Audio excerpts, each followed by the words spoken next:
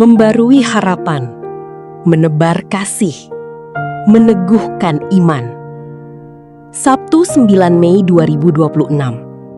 Renungan hari ini diambil dari Ezra 7 ayat 10. Sebab Ezra telah bertekad untuk meneliti Taurat Tuhan dan melakukannya, serta mengajar ketetapan dan peraturan di antara orang Israel.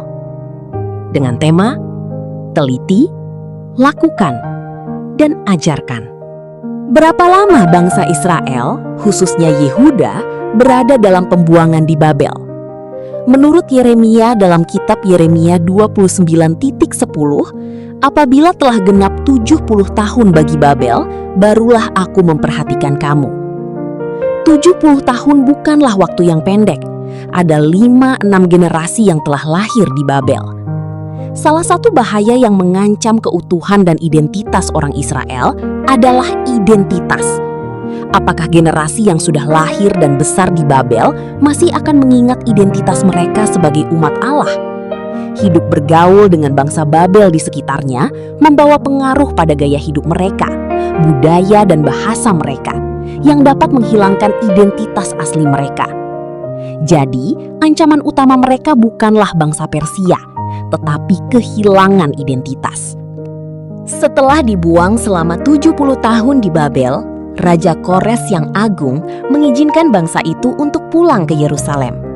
Kepulangan itu terjadi dalam 3 gelombang, dan gelombang kedua dipimpin oleh Ezra. Siapakah Ezra? Ezra muncul sekitar tahun 458 sebelum Masehi dengan misi untuk memastikan bahwa bait suci yang sudah dibangun kembali oleh Zerubabel diisi oleh umat yang hidupnya sesuai dengan firman Tuhan. Tanpa kerja keras Ezra dalam mengajar, kemungkinan besar bangsa Israel akan berasimilasi dan kehilangan identitas unik mereka di tengah bangsa-bangsa lain. Ezra melakukan 3 hal penting untuk itu.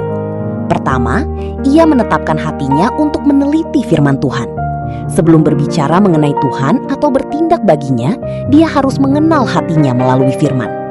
Kedua, ia melakukannya. Ia tidak langsung mengajar, tetapi ia mempraktekkan dulu pengetahuan itu. Dan ketiga, setelah meneliti dan menghidupi, barulah Ezra mengajar.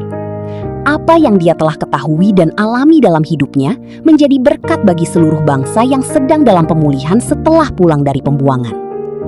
Sahabatku, untuk mengenal Tuhan, kita harus memiliki pengetahuan.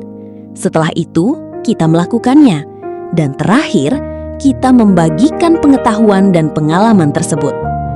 Dengan begitu, kita ikut berperan dalam menjaga dan merawat iman kita kepada Tuhan untuk sesama kita. Sehingga kita tidak kehilangan identitas kita sebagai umat Tuhan. Mari kita berdoa. Ya Tuhan, berilah aku kekuatan untuk melakukannya dalam hidupku sehari-hari. Dan jadikanlah hidupku saluran berkat serta teladan bagi sesama. Amin.